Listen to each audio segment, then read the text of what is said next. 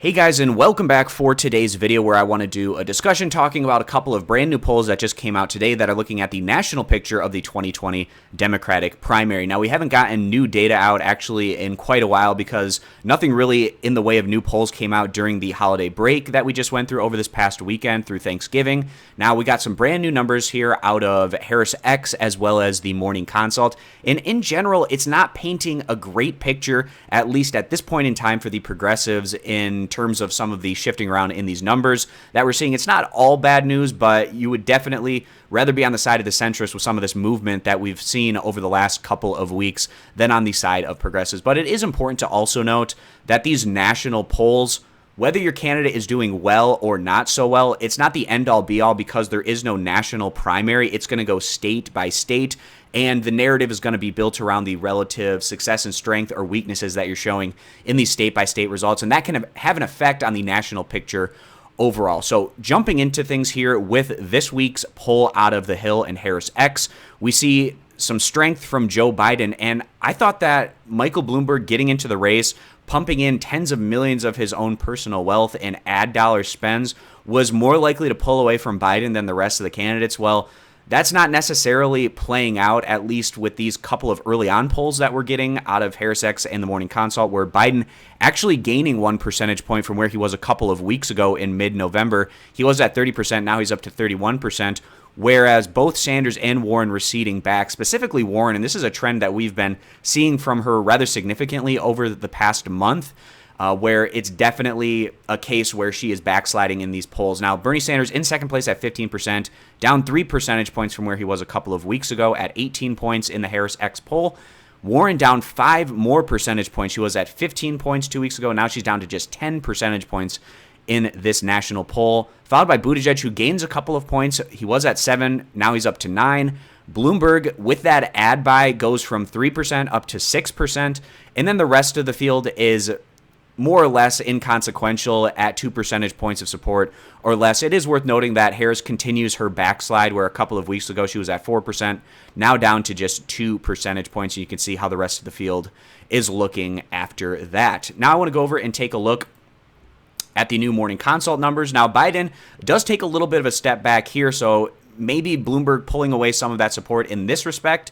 Biden dipping just below that 30 percentage point threshold. That's been a pretty solid floor for him in these Morning Consult numbers. So still in a strong first place, however, 9 percentage point lead over Bernie Sanders. So we see Biden in first at 29, Sanders in second at 20%, and he's opened up a little bit of a gap in recent weeks in contrast to Elizabeth Warren, so he has a 5 percentage point lead. Not all that long ago, just around a month or so ago, Warren was ahead of Sanders in second place and continuing to fall back here into third place at 15%. For whatever reason, the Warren campaign is having a hard time stemming the tide in the negative direction and trying to get things going back in the right direction for her. She had so many months in a row where she was seeing positive growth in her support, but that just hasn't been the case more recently. She still has a couple of more months to try to cobble things back together and get things going in a positive direction. We'll see if her campaign's able to do that or not, but it doesn't look good for Warren, at least at this point in time with how things have been trending for her. Then you have Mayor Pete Buttigieg there at 9% in fourth place, followed by Bloomberg getting a little bit of an uptick up to 5%, tied with Kamala Harris in this poll, each at 5 percentage points respectively, Andrew Yang at 4%, and then Booker and Tulsi Gabbard each at 2 percentage points. And then we go over and take a look at the early primary states. So these are the 4 first results that we get out of Iowa, New Hampshire, Nevada, and South Carolina. We see out of those 4 states, Biden leading the pack at 25%.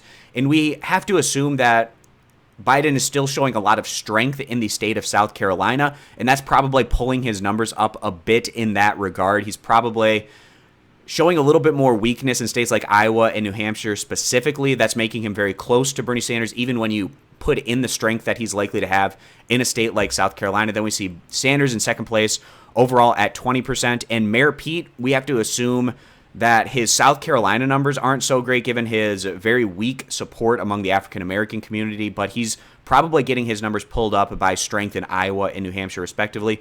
And in third place now in these early states where Elizabeth Warren has taken a step back behind Buttigieg to 12%, and then the outlier, Tom Steyer, in those early states at 9 percentage points. He's pumped a ton of money into ads in those early states, and we can see it continuing to affect those early primary state numbers for the billionaire Tom Steyer. And then behind Steyer, we have in sixth place Gabbard and Harris each at 4%, Yang at 3%, and Michael Bloomberg only at 2 percentage points. He's not focusing on the early states. I'm not sure what his strategy is in terms of the bigger picture, but I don't know. It's confusing to me. He feels like he hasn't needed to be on the debate stage any time over the past half year. He doesn't seem like he's putting much of an importance on these early primary states, and I don't know if his intentions are to win this thing or not, but clearly not the actions of somebody that you would think is trying to seriously win this thing, where he's putting more of an effort maybe going into the month of March, where we head into Super Tuesday and where nearly around 30 of the states are going to have their primaries during the month of March. Maybe that's where he's putting more of his focus. But if he's not doing well in the first 4 states, that hurts his press coverage, and I just don't know what the strategy is for Michael Bloomberg in terms of feasibly being a strong competitor in this, but we have at least seen his national numbers go up a bit as he's dropped tens of millions of his own personal wealth into that ad campaign. Now going and taking a look at the trend line over time, and we can see this consistent rise from Warren for a number of months, where she was able to pass Bernie Sanders through the month of October, but she has dipped back recently. Bernie has been more or less hovering right around the upper teens to lower 20 percentage point number almost through this entire process, ever since Biden made his original announcement when he got all the way up there to 40% of support. But this is the first time where we're seeing Biden dip below that 30 percentage point threshold number. And probably some of that is the Bloomberg support, where this orange line is now Bloomberg ticking up to 5% of support after that big ad buy. And then we can also see this steady rise from Buttigieg over the past month plus, where he's now up to 9 percentage points. And that's where the field currently stands right now. We'll go down. Now, one piece of positive news to take out of this for progressives is their candidates are the second choice among the top 3 individuals in the polling. And Sanders has been showing more strength specifically with this, with Biden supporters. He's the second choice at 26%, followed by Warren at 19%. Among Sanders supporters, Warren able to separate a little bit from Joe Biden, up to 31% of that second choice, where Biden's at 26%. And then the Warren supporters, a really strong number here for a second choice of Bernie Sanders at 30%, where Biden has fallen back to 19 percentage points. And then the Buttigieg supporters, not as much of an appetite for Bernie Sanders, where he's way down there at 9%, whereas it's Biden and Warren each at 23 percentage points respectively in terms of that second choice. And then going down and taking a look at the favorable, unfavorable numbers, Bernie has the strongest name recognition out of the entire field, and that's how it's ranked, where they add all your numbers of favorable, unfavorable, and heard of but have no opinion. So Bernie has the highest overall name recognition, as well as the highest overall positive favorable approval, or excuse me, not approval, just favorability numbers in this instance. Biden showing a little bit more strength with his favorability than where he was last week, but still a little bit behind Sanders in that regard. Also some pretty solid numbers for Elizabeth Warren. And after this big ad buy that Bloomberg just had, actually his unfavorable has receded a little bit and his favorable numbers have grown. He was about even between his favorable, unfavorable, but now there's a 9 percentage point gap to the positive for him with those numbers. And he still has a ton of name recognition, as we can see. With all of his numbers combined, he actually ends up being the 4th most recognized person, which probably isn't all that surprising given the spotlight that he's had on himself as being a very wealthy individual running the Bloomberg business empire. Not a big surprise to see him having relatively high name recognition. Then you can see how the rest of the field kind of plays out, where Buttigieg still potentially has room to run in the national polls, given the fact that there's still 18% of people who have never heard of Pete Buttigieg that responded. And then there's also 18% that haven't formed an opinion of him. So the less people that have made up your mind about you, possibly the more ground that you could gain or even lose in the national polls. We'll see how that shapes up for Buttigieg. But then continuing to scroll down, Tulsi Gabbard, really negative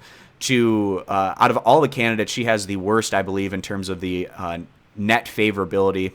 Marianne Williamson also right there at -4, along with Gabbard at -4. There's just a lot of centrist, moderate-leaning Democrats who just simply do not like Tulsi Gabbard, and it all started when she didn't like how the DNC was running things back in 2016, where they were putting their weight behind Hillary Clinton, and then she went out and she quit the DNC, decided to campaign for Bernie Sanders, and really ever since then, there's just been a wing of the Democratic Party who's not been very favorable of her. And then we go all the way down here at the bottom of the list Former Governor Deval Patrick recently throwing his hat in the ring. What an utter disaster for his numbers. 17% favorable, 12% unfavorable, 47% have never heard of Deval Patrick, and he's doing even worse than those numbers than the activist and author Marianne Williamson. I think that Deval Patrick's candidacy is pretty much dead on arrival, whereas these late entrants, Bloomberg, you give him something in the way of a possibility given the just ungodly sums of money that he's going to pour in to this ad process behind his candidacy. We'll see how that plays out for him, but those are the two polls that I wanted to go over in today's video, and we're probably going to continue to see more brand new numbers come out through the rest of the week, and I'll continue to make videos talking about them. So I appreciate you guys stopping by. Consider subscribing to the YouTube channel, and I hope to see you guys back here for future videos.